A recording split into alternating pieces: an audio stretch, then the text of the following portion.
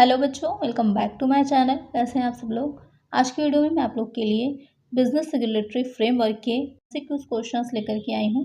इससे पहले भी मैंने वीडियोस अपलोड करी हुई हैं जिसकी चैनल पर प्लेलिस्ट बनी हुई है और जिसका लिंक मैं डिस्क्रिप्शन में दे दूंगी, तो देख लीजिएगा आप लोग। काफ़ी अच्छे क्वेश्चन हैं। आज की वीडियो में ऐसे ही कुछ और इम्पॉर्टेंट क्वेश्चन रहेंगे।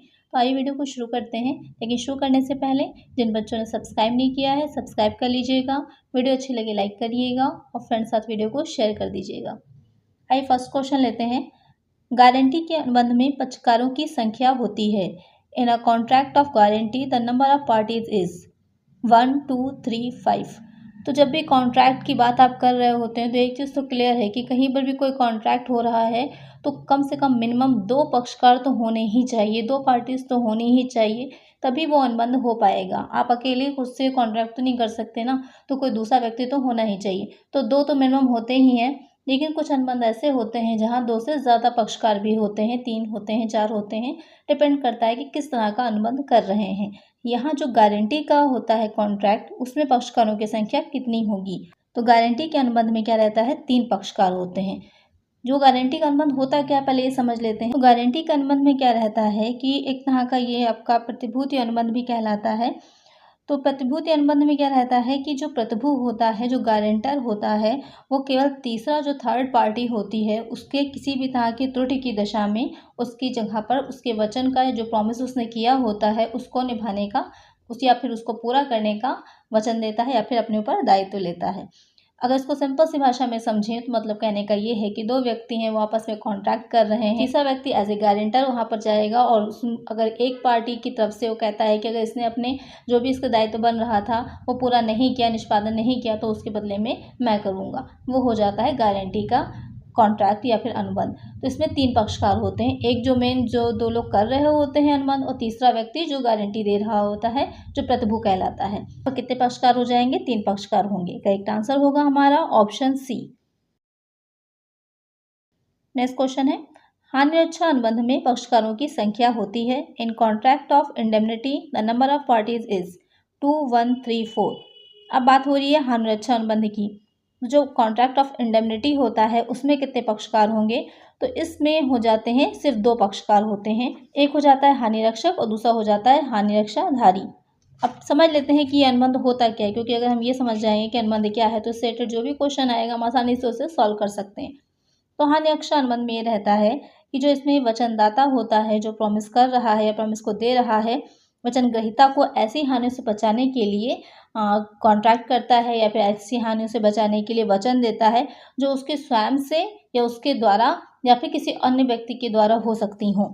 तो वो हो जाता है कॉन्ट्रैक्ट ऑफ इंडेमनिटी। एक तरह से समझ लीजिए कि इसका जो मेन ऑब्जेक्ट रहता है या उद्देश्य होता है, किसी तरह की भविष्य में कोई घटना घटित होने या ना होने पर डिपेंड करता है।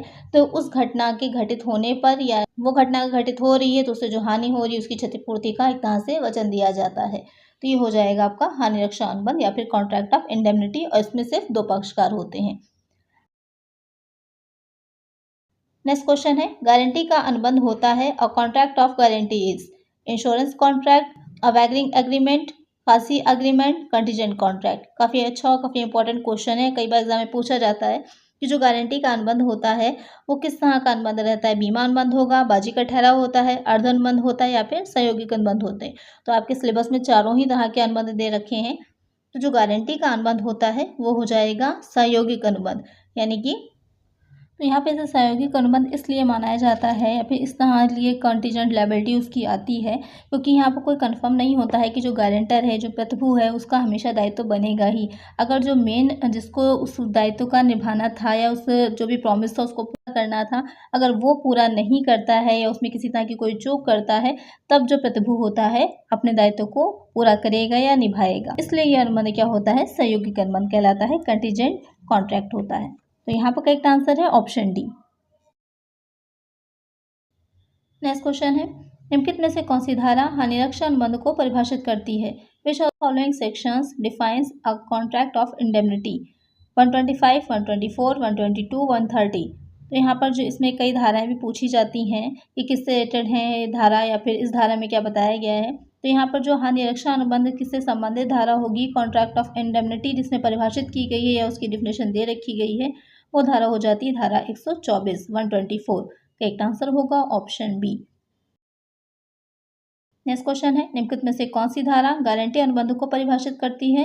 Which of the following section defines a contract of guarantee. अब जो आपकी हानि रक्षा अनुबंध की धारा है वो 124 हो जाती है और जो गारंटी अनुबंध की धारा है वो हो जाती है 126। तो ध्यान में रखिएगा, कोई भी एग्जाम में पूछ सकता है। करेक्ट आंसर हो जाएगा ऑप्शन ए। नेक्स्ट क्वेश्चन है, निक्षेप के अनुबंध में हस्तांतरण होता है। In a contract of bailment there is transfer of ownership, position, custody, ownership and position both. तो क्वेश्चन में कह रहा है कि जो निक्षेप का अनुबंध होता है उसमें किस चीज़ का हस्तांतरण होता है? स्वामित्व का, अधिकार का, अभिरक्षा का या फिर स्वामित्व एवं अधिकार दोनों का। तो आपने पढ़ा होगा निक्षेप तथा गिरवी के जो अनुबंध होते हैं उसमें, तो जब हम निक्षेप कर रहे होते हैं तो वहाँ पर किस चीज़ का हस्तांतरण होता है? तो निक्षेप में पोजीशन का यानी कि अधिकार का हस्तांतरण होता है।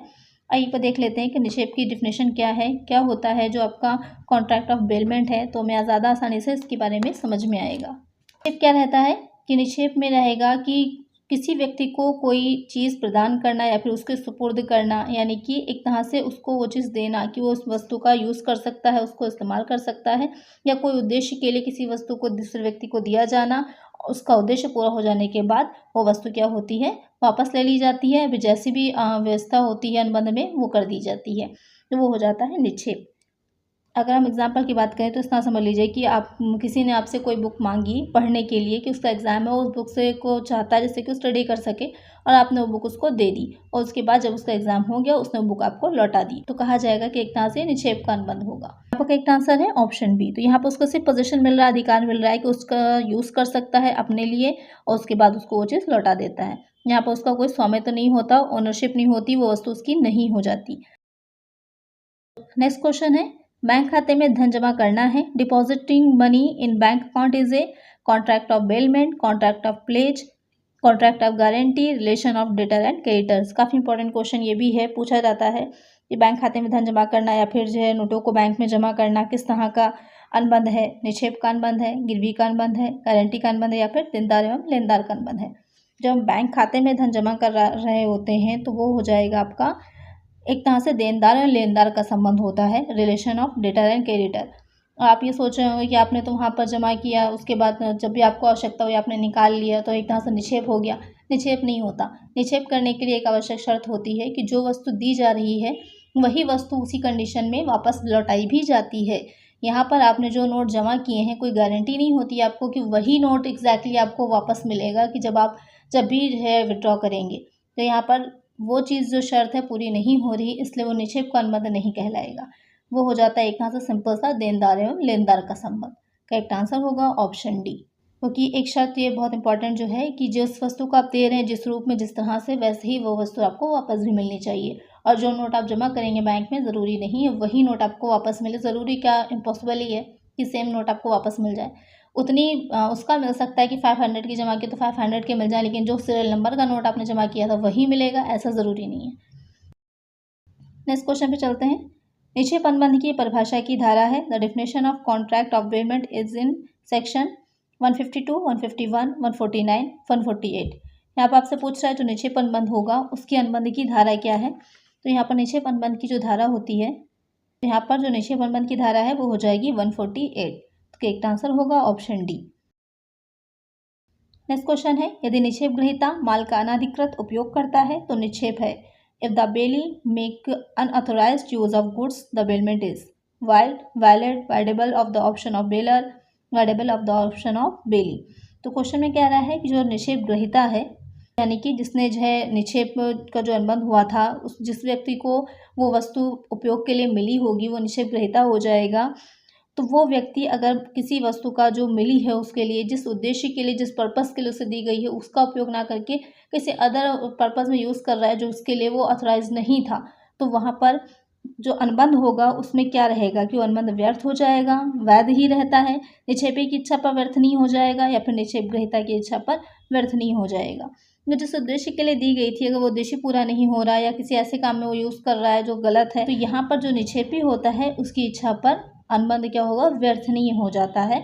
Voidable of the option of baler. वर्तनी अनुबंध में आपको पता ही होगा कि जो वाइडेबल कॉन्ट्रैक्ट होते हैं तभी होते हैं कि जब दो पक्षकारों में से कोई एक पक्षकार जो होता है, एक पार्टी जो होती है, उसकी इच्छा पर क्या होता है, अनुबंध वाइडेबल हो जाएगा, यानी कि वो चाहे तो अनुबंध को परिवर्तित कराए, चाहे वो तो वो संबंध को समाप्त कर दे, तो उसके पास ये राइट आ जाता है। तो यहाँ पर जो अनुबंध होगा जो voidable of the option of baler, correct answer हो जाएगा ऑप्शन सी। यहाँ पे एक चीज़ और क्लियर कर लीजिए, जो निक्षेपी है वो कौन हो जाएगा, जो वस्तु को दे रहा होगा यूज़ करने के लिए, जिसकी वस्तु एक्चुअल में प्रोडक्ट एक्चुअल में होगा। और निक्षेप ग्रहीता कौन होता है, जिसको वस्तु किसी उद्देश्य के लिए पूरा करने के लिए दी जा रही है, वो निक्षेप ग्रहीता हो जाता है, वो बेली हो जाता है। नेक्स्ट क्वेश्चन है, सामान्य ग्रहणाधिकार प्राप्त है, the general lien is available to banker, bailee, finder of goods, hotelier. तो क्वेश्चन में कह रहा है कि जो सामान्य ग्रहणाधिकार होता है, ग्रहणाधिकार क्या होता है कि जब किसी भी वस्तु को अपने पास कुछ समय के लिए रख लेना या रोक लेने का जो अधिकार होता है, ग्रहणाधिकार कहलाता है। सामान्य रूप वाला जो ग्रहणाधिकार है, क्योंकि एक विशेष होता है, एक सामान्य होता है, तो जो सामान्य होता है, जर्नल लीन होता है, वो किसको मिलता है, वो हो जाता है बैंकर को। बैंकर जो होगा यानी बैंक जो होता है वो कुछ समय के लिए किसी वस्तु को अपने पास रोक सकता है। करेक्ट आंसर हो जाएगा ऑप्शन ए। ऐसा इसलिए कर सकता है या इस तरह से कहा जाएगा कि अगर कोई भुगतान बाकी है, किसी तरह का कोई पेमेंट बाकी है, तो जो बैंक है वो तब तक वो जो भी संपत्ति है उसको रखा गया था गिरवी के लिए, तो तब तक अपने पास होल्ड करके रख सकता है जब तक कि फुल पेमेंट उसको नहीं मिल जाता है। और जो विशेष ग्रहाधिकार होता है उसमें क्या रहता है, तो उसमें किसी वस्तु के संबंध में जो किए गए विशेष परिश्रम या फिर व्यय के लिए वस्तु को अपने पास रोकने का अधिकार होता है। और ये अधिकार जो प्राप्त होता है, ध्यान में रखिए क्वेश्चन इससे पूछ सकता है, वो निक्षेप ग्रहीता को ही प्राप्त होता है। तो यहाँ पर करेक्ट आंसर क्या हो जाएगा, ऑप्शन ए। नेक्स्ट क्वेश्चन है, शर्त को आश्वासन माना जाता है, condition is treated as warranty when goods are not separable, in case of voluntary waive of condition, in case of voluntary selection, all of the above. तो यहाँ पर आपसे पूछा गया है, तो यहाँ पर आपसे पूछ रहा है कि जो शर्त होती है उसको कब हम आश्वासन मानते हैं। दो चीज़ें होती हैं, कंडीशन है, दूसरी वारंटी होती है, यानी कि जब माल पृथक करने योग्य ना हो, शर्त को सुरक्षा से हटाने पर, सुरक्षा से चयन करने पर, या फिर उपरोक्त सभी। तो कौन सी कंडीशन ऐसी होती है जिसमें कि शर्त को आश्वासन माना जाता है। तो पहले ये समझ लेते हैं कि शर्त क्या होती है और आश्वासन क्या होता है। शर्त जो होती है एक तरह का बंधन होता है, एक तरह की बाउंडेशन होती है कि अगर उस किसी अनुबंध में कोई कंडीशन इस तरह की रखी गई है, कोई शर्त रखी गई है और वो टूट जाती है, तो वहाँ पर अनुबंध को भी समाप्त करने का अधिकार मिल जाता है। लेकिन जो आश्वासन होता तो वो भी एक तरह का बंधन ही है, लेकिन उसको अगर समाप्त कर दिया जाता है या वो टूट जाता है आश्वासन, तो वहाँ पर अनुबंध को समाप्त करने का अधिकार नहीं होता है। तो यहाँ पर दोनों में डिफरेंस होता है, यानी कि अनुबंध इसमें समाप्त नहीं किया जा सकता जो वारंटी दी जा रही है किसी चीज़ की, लेकिन अगर कंडीशन है उस चीज़ में तो वहाँ पर कंडीशन में उसका पूरा होना ज़रूरी होता है। अब कह रहा है कि कब हम शर्त को आश्वासन मान लेंगे, तो जब माल पृथक करने योग्य ना हो, ये भी करेक्ट है। शर्त को स्वेच्छा से हटाने पर, ये भी करेक्ट है कि हम कंडीशन हटा लेते हैं अपनी और उसको वारंटी की तरह कर देते हैं। और स्वेच्छा से चयन करने पर, स्वेच्छा से चयन करने पर, तो तीनों ही कंडीशंस में जो तीनों ही ऑप्शन दे रखे हैं वहाँ पर शर्त को आश्वासन माना जा सकता है। तो करेक्ट आंसर होगा option D, all of the above. Next question है, गर्भित आश्वासन है, implied warranty is as to quiet possession, as to sample, as to quality, as to title. तो क्वेश्चन में कह रहा है कि जो गर्भित आश्वासन है वो क्या होता है, शांत कब्जे के संबंध में, नमूने के संबंध में, किस्म के संबंध में, स्वत्व के संबंध में। तो जो गर्भित आश्वासन होता है किससे रिलेटेड होता है या किसके संबंध में दिया जा सकता है, तो गर्भित आश्वासन क्वालिटी के संबंध में दिया जा सकता है, किस्म के संबंध में दिया जाता है।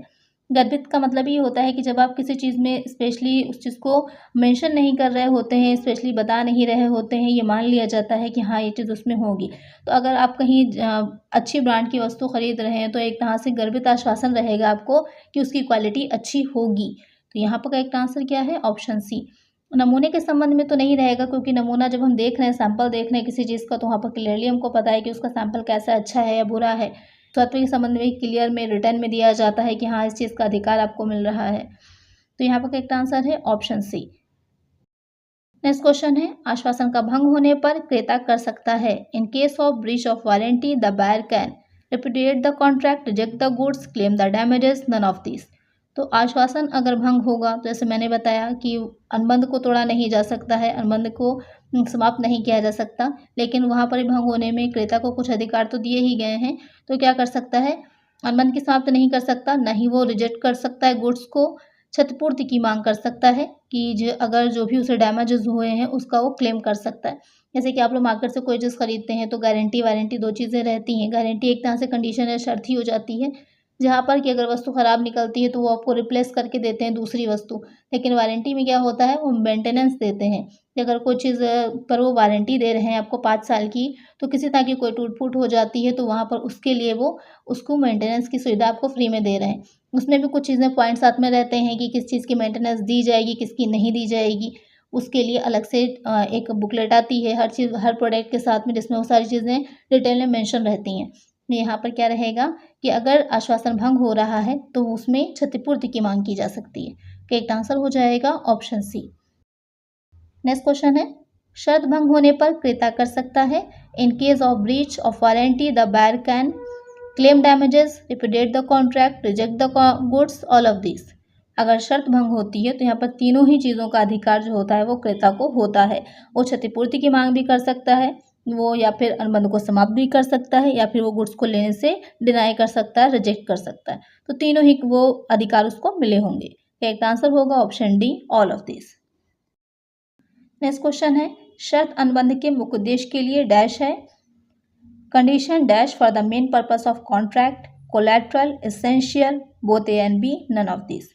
क्वेश्चन में कह रहा है जो शर्त होती है किसी अनुबंध के लिए कि या फिर अनुबंध के मुख्य उद्देश्य के लिए किस तरह की होती है, संपार्श्विक होती है, आवश्यक होती है, या फिर ये दोनों ही तरह की होती है, या फिर इनमें से कोई नहीं। तो यहाँ पर शर्त जो होगी किसी भी अनुबंध के मुख्य उद्देश्य के लिए आवश्यक होती है, इम्पॉर्टेंट होती है, एसेंशियल होती है।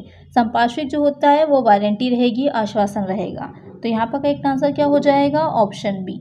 आज की वीडियो में इतना ही। आई होप आपको वीडियो अच्छी लगी होगी। अगर वीडियो अच्छी लगी है तो लाइक कर दीजिएगा और इसी तरह की और वीडियोज़ के लिए चैनल को सब्सक्राइब कर लीजिएगा। मिलते हैं नेक्स्ट वीडियो में। Thank you.